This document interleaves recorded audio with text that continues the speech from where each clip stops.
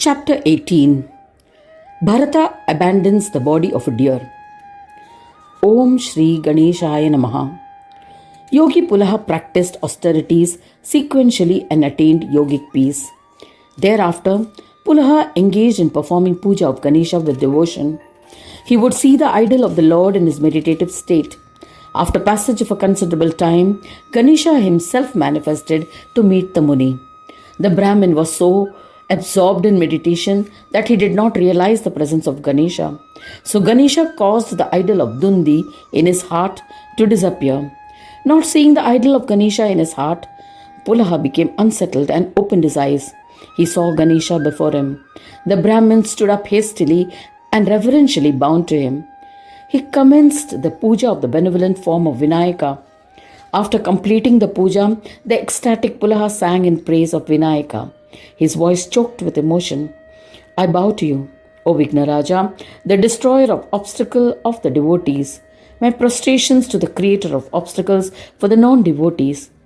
To the form of Brahma, endowed with knowledge, to the formless, I bow to you. To the one who is omnipresent, to the beginningless Siddha, to the witness, I bow to you. To the one endowed with bliss, to the one who is incomprehensible by reason, to the effulgent one, to Vakratunda, to Heramba, to the Lord, my salutations to you. To the one who resides in Swananda, to the protector of devotees, the Lord of Yoga, to the one who grants yoga, I bow to you again and again. You are the Lord of peace, endowed with peace, bestower of peace to the devotees. To the one who is yogic peace, I bow to you. To the one who manifests in various incarnations, to the one who supports the world, to the one who wanders everywhere, to the one who is worshipped by devas and asuras, I bow to you. To the one who worshipped by all, the origin, cause of all, into whom everyone emerges in the end and becomes one form, and who assumes various forms in between, my prostrations to you. To the one who is devoid of beginning, middle, and end, who creates, sustains, and dissolves the creation, who resides in numerous bellies, O Lambodara, my prostrations to you. I bow to Gajavaktra, my obeisance to the form of an elephant. I bow to the one endowed with elephant ears, who is absolute, O Gajanana. I bow to you again and again. To the one whose flag bears the emblem of Moshaka, who is mounted on the Moshaka, who carries the noose and goad in his hands, who is praised for his grandeur, my prostrations to you. To the four-armed one, who is bestower of fourfold rewards of Dharma, Artha, Kama, and Moksha, who is the embodiment of the divine Brahma, who assumed an embodied form, I bow to you.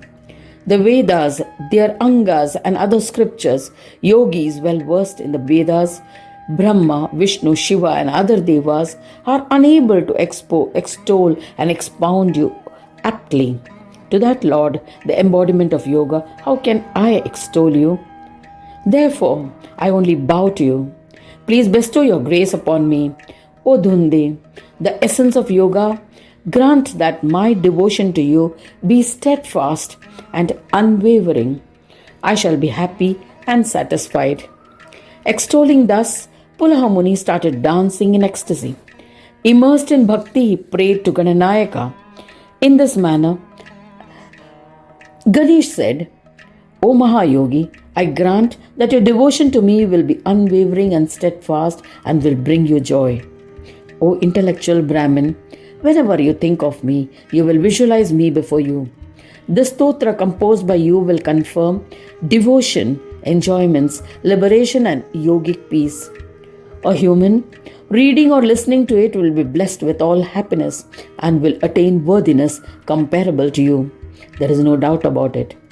Mudgalacharya continued the narration.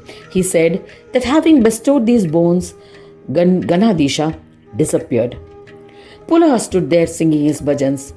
King Bharata, in this form of a deer, listened to the knowledge imparted. Precepts expounded by Brahmadeva to the illustrious Pulaha was stored by the king in his heart forever. Though he was embodied as a deer, he meditated on Ganesha in his heart and lived there happily. O Prajapati Daksha, listen to what Bharata had said next. I have invited a great calamity upon myself. Renouncing my kingdom, I lived in the forest. I would pray to Hari daily and contemplate upon him. I fell in love with a deer. I was born embodied as a deer.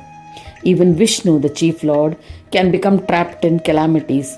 How can a lowly human like me overcome such an intense calamity? Shiva, Vishnu, and other devas overcome their insurmountable obstacles with the grace of Vignaraja. Yet, my devotion to Vishnu is blessed, and it is astonishing that because of the merits I earned, I was benefited with this difficult to attain knowledge.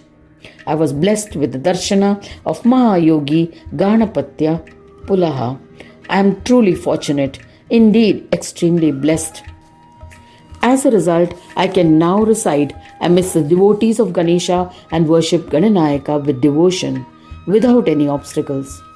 In this manner, the eminent deer continued to worship Ganesha and eventually died. Thus ends the 18th chapter titled Bharata Abandons the Body of a Deer. In the second khanda of the Purana Upanishad, Srimad Mudgal Puran describing the legends of Ekadanta, dedicated to Sri Gajanana, end of chapter 18.